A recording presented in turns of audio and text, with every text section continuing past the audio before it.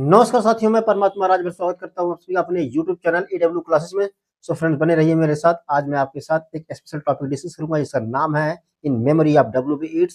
उसको लिखा है WH ऑरेंज ने। हाँ फ्रेंड्स, अगर आप किसी भी एग्जाम की तैयारी करें, जैसे टीचर एग्जाम की इंग्लिश लिटरेचर में, जैसा TGT, PET, net, JRF, KVS, CLT grade and for the higher education, then there is no problem. Keep on watching my videos.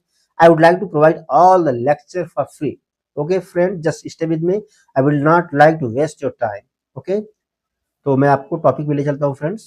याद रखिएगा कि मैं आपको step by step, line by line सारी चीजें बताऊंगा। हाँ फ्रेंड, थोड़ा सा मैं बताता हूँ कि अगर आप भी किसी भी राइटर के विषय में पढ़ रहे हैं, राइटर का वर्क पढ़ रहे हैं, तो राइटर के विषय में थोड़ा सा जरूर पढ़ना है फ्रेंड्स, है ना। याद रखिएगा। ये शॉर्ट बायोग्राफी आप WH ऑर्डन का है, शॉर्ट बायोग्राफी है। इनके द्वारा ये पोएट्री लिखी गई है फ्रेंड, याद रखिएगा। WH ऑर्डन, वाइस्टन ह्यूग ऑर्डन इनका पूरा नाम है फ्रेंड, याद रखिएगा। 1907 में जन्म हुआ, 1973 में डेथ हो गई। Was one of the most influential British American poet. हाँ, ये बहुत ही ज्यादा प्रभावित करने वाले ब्रिटिश और अमेरिकन पोएट थे। आप कहेंगे कैसे ब्रिटिश और अमेरिकन थे? पहले ये कहाँ रहते थे? ब्रिटेन में रहते थे, बाद में जाके अमेरिका बस गए फ्रेंड। ओके, कह रहा आप 20th सेंचुरी, 20वीं सदी के बहुत जाने माने पोएट थे। और ज्यादा टाइम वेस्ट नहीं करूंगा फ्रेंड मैं आपका। हाँ, कह रहा यहाँ देखते थोड़ा सा। Celebrated for the innovative use of poetic form and engagement with social, political and religious themes. Born in New York, जन्म हुआ था न्यूयॉर्क, इंग्लैंड में हुआ था friend. Auden grew up in Birmingham, इनका जो पालन पोषण हुआ बर्मिंघम में हुआ। इन्हें मिडिल क्लास फैमिली में हुआ। And was strongly influenced by literature, literature से बहुत ज्यादा प्रभावित हुए थे ये। Science and religion during his early education, जब शुरुआती एजुकेशन था तो क्या थे वो? साइंस और धर्म से बहुत ज्यादा प्रभावित थे, स्पेशली लिटरेचर फ्रेंड्स। यहाँ इसमें बहुत ज्यादा कुछ नहीं बताना फ्रेंड, याद रखिएगा। हाँ, यहाँ देखते हैं हम लोग थोड़ा सा। Auden move to the America in 1939, 1939 में कहा चले गए? अमेरिका चले गए। WH Auden, where his focus shifted toward more spiritual and religious, जहां उन्होंने ज्यादा धार्मिक चीज पर फोकस किया। कह रहा है इन he became an American citizen in 1946, और 1946 में क्या हो गए? अमेरिकन नागरिक बन गए फ्रेंड, याद रखिएगा। बहुत ज्यादा आपका टाइम वेस्ट नहीं करूंगा फ्रेंड, मैं आगे ले चलूंगा आपको। आगे चलते हैं। हाँ, यहाँ देख लें थोड़ी सी। WH Auden was born on February 21, 1907 in York, England में हुआ था। तो डेट में आगे नहीं लिखा था फ्रेंड, डेट यहाँ लिख दिया हूँ, इसको याद रखिएगा। चलते हैं आगे हम लोग फ्रेंड पोएट्री पर आ गए। पोएट्री पर आने के बाद हम क्या करते हैं कि पोएट्री में फ्रेंड बने रहिए मेरे साथ, मैं step by step, line by line हर एक चीज आपको बताऊंगा। जैसे देखिएगा, जब WH ऑर्डन ने पढ़ा या उनको पता चला कि WB ईट्स का डेथ हो गया, उसके बाद उन्होंने इस पोएट्री को लिखा था फ्रेंड। कैसे लिखा, क्या कहा उन्होंने? अपने मन के दुख को व्यक्त करते हुए उन्होंने कहा क्या? कह रहे हैं he disappeared in the dead of winter, वह सर्दियों के दिन में गायब हो गए। गायब का मतलब चले गए, अर्थात उनकी डेथ हो गई, वो पास्ट अवे हो गए। जब मरे तो सर्दी का समय था, याद रखिएगा इतना। जब उनकी डेथ हुई तो सर्दी का समय था, सीजन था फ्रेंड। आशा करता हूं समझ में आ रहा होगा। The Brooks were frozen, Brooks का मतलब छोटे छोटे नदियां, धाराएं जम गई थी। जो नदियां धाराएं बह रही थी छोटी छोटी, वो जम गई थी। द एयरपोर्ट ऑलमोस्ट डिजर्टेड, और जो एयरपोर्ट था, एयरपोर्ट का मतलब हवाई अड्डा जिसे बोलते हैं, वो वीरान सा हो गया था। And snow disfigured the public statue, और जो बर्फ गिर रहा था, उस बर्फ के गिरने से जो स्टैचू बना था, मूर्तियां बनी थी, वो बेकार हो गई थी, खराब हो गई थी। The mercury sank in the mouth of the dying day, mercury का मतलब पारा होता फ्रेंड, mercury का मतलब पारा। तो कह रहे हैं शाम के समय में पारा एकदम निचले स्तर पर पहुंच चुका था फ्रेंड। फिर आगे कहते हैं what instrument we have to agree, लेकिन हम किस इंस्ट्रूमेंट पर, किस बात पे सहमत होते हैं कि the day of his death was a dark cold day, उनके मृत्यु का दिन था जो वो एक काला दिन था, या जब उनकी डेथ हुई तो वो दिन बहुत निराशा पूर्ण था। आशा करता हूं समझ में आया होगा फ्रेंड। हाँ आगे चलते हैं, देखते हैं इसमें क्या है friend. For from his illness, उनके बीमारी से, उनकी बीमारी से कुछ परिवर्तन नहीं हुआ प्रकृति में। क्यों नहीं हुआ? क्यों? द वुल्व्स मींस भेड़िए ran on through the evergreen forest, भेड़िए जंगलों में दौड़ रहे थे, शिकार कर रहे थे। द पीजेंट, किसान अपने खेतों में काम कर रहे थे, नदियां बह रही थी। Was untempted by the fashionable gaze, और जो फैशनेबल लोग थे, जो युवा लोग थे, अपने क्रीड़ा में डूबे हुए थे, अपने काम में व्यस्त थे। अब उसको आप निगेटिव या पॉजिटिव दोनों वे में ले सकते हैं। बाय मॉर्निंग टंग्स, केवल उनके चेहरे पर, जीवा पर एक बनावटी दुख प्रतीत होता था फ्रेंड, किसके? जो लोग थे वहां के। ठीक। The death of the poet was kept from his poem. अच्छा इसका क्या मतलब है फ्रेंड? हाँ, कि जब पोएट की डेथ हुई तो केवल उसके शरीर से उसकी आत्मा अलग हुई, ना कि उनकी पोएट्री, अर्थात उनकी पोएट्री अमर हो गई। तो ऐसा नहीं है कि उनकी मरने के पश्चात उनकी पोएट्री भी चली गई, वो चले गए, उनकी बॉडी चली गई, आत्मा चली गई, फिर भी उनकी पोएट्री एक जीवित फॉर्म में कहा हमारे पास एग्जिस्ट करती है। आगे चलते हैं फ्रेंड, आशा करता हूं समझ में आ रहा होगा। हाँ यहां देखते फ्रेंड हम लोग, कह रहा but for him it was his last afternoon as himself. हाँ, तो जब उनकी डेथ हुई, जिस दिन उनको पता चल गया था कि उनके जीवन का यह आखिरी दोपहर है, दोबारा उनके जीवन में दोपहर नहीं आएगा। अच्छा जी, क्योंकि उन्होंने अपने आप ये बता दिया था। And afternoon of nurse and rumours, और दोपहर के बाद अर्थात शाम के समय एक जो परिचारिकाएं थी, जो डॉक्टर थे, चिकित्सक थे, इधर उधर घूम रहे थे और उनके डेथ के विषय में र्यूमर आ रहा था, अफवाहें उड़ रही थे। The province of his body revolted, province का मतलब क्या होता फ्रेंड? जहां रहना, निवास करना, उसमें छोटे छोटे भाग अर्थात शरीर के छोटे छोटे भाग, ऑफ हिज बॉडी रिवोल्टेड, उनके खिलाफ विद्रोह कर दिया। विद्रोह का मतलब उनकी बातों को नहीं माना, अर्थात इन बॉडीज को लकवा मार गया, उनको लकवा मार गया।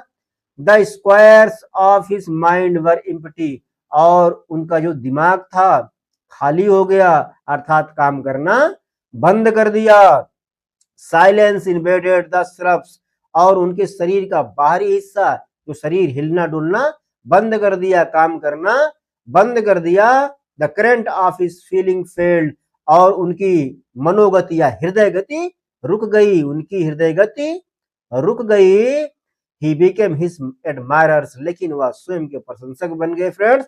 हिज एडमायरर का मतलब जो पोएट्री लिख कर गए, जो वर्क उन्होंने लिखा, उससे उन स्वयं की प्रशंसा करने लगे, लोगों का ये मानना है। आगे चलते फ्रेंड, देखते क्या हो रहा है। हाँ यहां देखिएगा, कह रहे हैं now he is scattered among 100 cities, अब उनके मृत्यु का जो समाचार था वो हजारों शहरों में फैल गया है। आप कह सकते हैं कि उनका वर्क था, जो पोएट्री था, हजारों शहरों में फैल गया है। And wholly given over to unfamiliar affections, और वहां तक पहुंच गया है, अलग अलग अपरिचित देशों में पहुंच गया है, जहां से वो स्नेह प्राप्त कर रहे हैं, लोगों का स्नेह उनको प्राप्त हो रहा है। इतना याद रखिएगा। To find his happiness in another kind of wood, अपने खुशी को प्राप्त करने के लिए, अपने खुशी को प्राप्त करने के लिए वो कहा चले गए? दूसरे जंगलों में चले गए फ्रेंड, याद रखिएगा। अपनी खुशी को प्राप्त करने के लिए वो दूसरे जंगलों में चले गए। And be punished under a foreign code of conscience, कह रहे हैं यहां चले गए कि विदेशों में, अनजान शहरों में, अनजान देशों में अगर लोग इनको पढ़े और इनमें कुछ गलतियां पाए तो उसका पनिशमेंट के लिए भी वो तैयार है। The words of dead man, यह एक मृत व्यक्ति की आवाज है, ऐसे व्यक्ति की आवाज है जो इस दुनिया में ही नहीं है। तो फ्रेंड आशा करता हूं समझ में आ रहा होगा। Are modified in the guts of the living, और उनको मॉडिफाई करके, मॉडिफाई का मतलब इधर उधर करके एक जीवित अवस्था में दर्शाया गया है। मान लो एक मृत शरीर है, उसको जीवित अवस्था में दर्शाना कैसे? पोएट्री के माध्यम से, वर्क के माध्यम से friend. But in the importance and noise of tomorrow, लेकिन ये कल के एक क्या उभरते हुए और महत्वपूर्ण आवाज बन गए हैं, आने वाले समय के उभरते हुए महत्वपूर्ण आवाज बन गए हैं। याद रखिएगा फ्रेंड। यहां देखते हैं हम लोग क्या, When the brokers are roaring like beasts, जब ब्रोकर्स, ब्रोकर्स का मतलब क्या होता फ्रेंड? बताइए, ब्रोकर्स का मतलब दलाल चिल्ला रहे थे on the floor of the Bourse, means जानवरों की तरह फर्श पर चिल्ला रहे थे। कौन? ब्रोकर्स, ब्रोकर्स का मतलब दलाल। And the poor have the suffering to which they are fairly accustomed, और गरीब लोग, कौन लोग? गरीब लोग संघर्ष कर रहे थे, गरीबी झेल रहे थे, जैसे कि उन्हें संघर्ष करने और गरीबी झेलने का आदत पड़ चुका है फ्रेंड, याद रखिएगा। And each in the cell of once is almost convinced, और हर व्यक्ति अपने सेल में, अपने छाये में, या आप कह सकते हैं SHELL होता है फ्रेंड, सेल का मतलब रक्षक कवच होता है। तो ये भी मानव शरीर भी आत्मा के लिए एक रक्षक कवच का काम करती है, उसी लिए बता रहे कन्विंस्ड ऑफ हिज फ्रीडम, प्रत्येक व्यक्ति अपने स्वतंत्रता से आश्वस्त है। ये few thousand will think of this day, और कुछ ही हजार लोग इस दिन के विषय में सोचेंगे। कैसे सोचेंगे?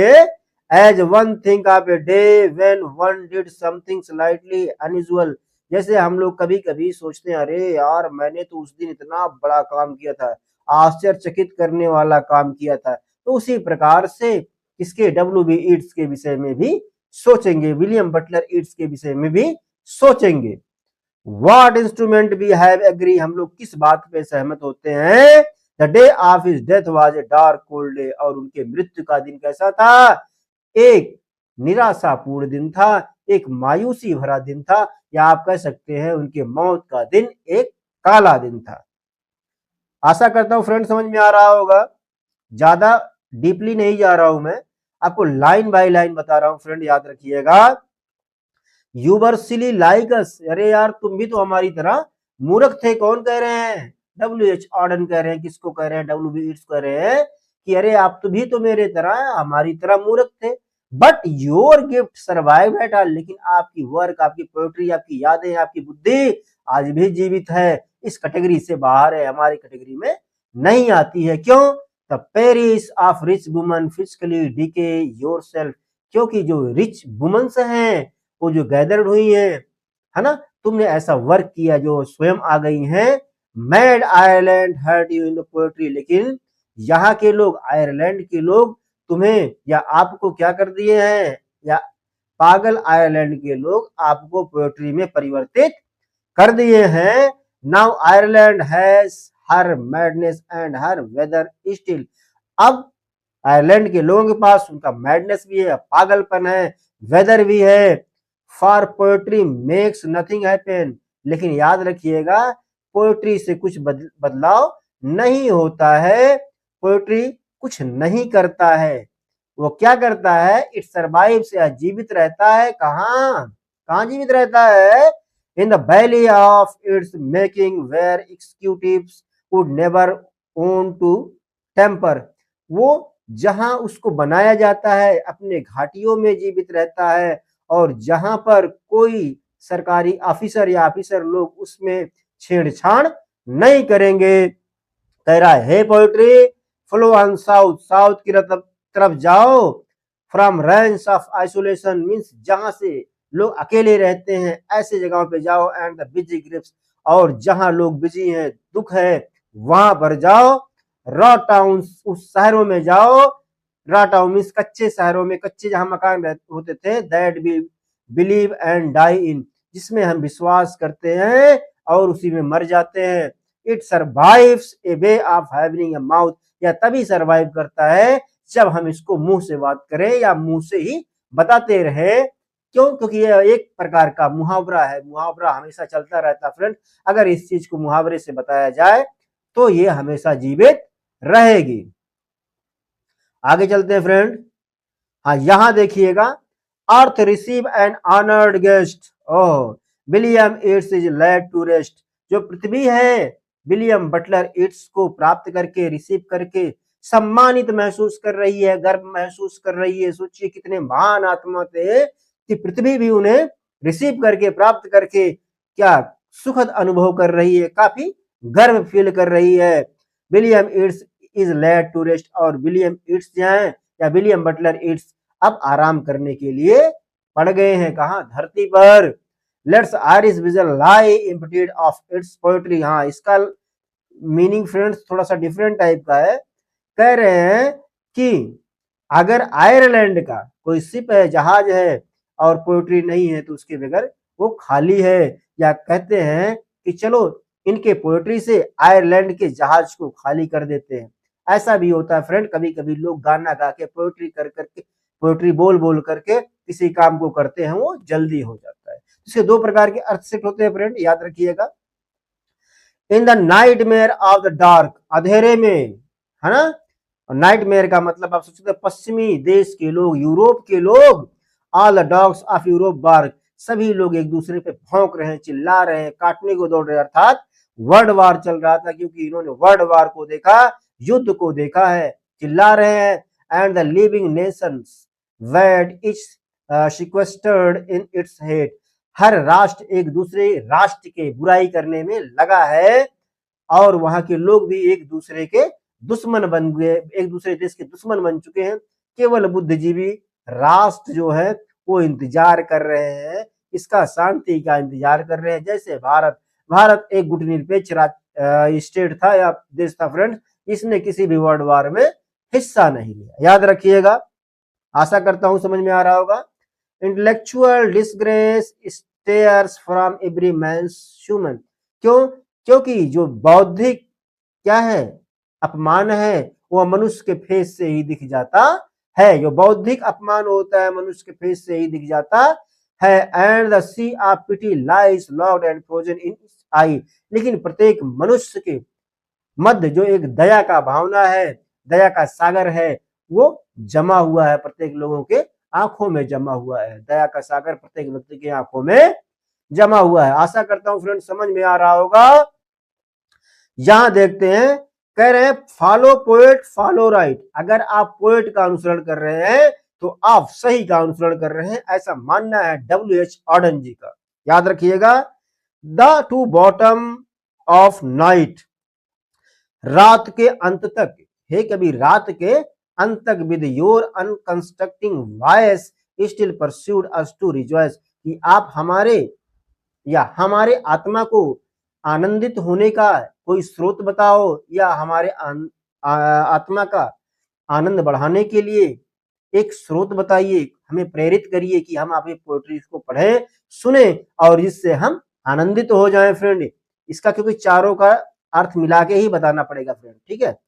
अच्छा, with the farming of a verse, poetry का उत्पादन करके, पोएट्री लिखकर, make a vineyard of the curse. अगर एक ऐसे व्यक्ति थे W.B. येट्स, अगर कोई अभिशाप भी दे रहा है, गालियां भी दे रहा है, तो क्या करते हैं, उसका भी प्रयोग करके वो बुराइयों को एक अंगूर की लता जैसे भाग में परिवर्तित कर देते हैं। एक लता जैसे या अंगूर की बाग जैसे भावनाओं को प्रदर्शित कर देते हैं अपने कल्पनाओं से।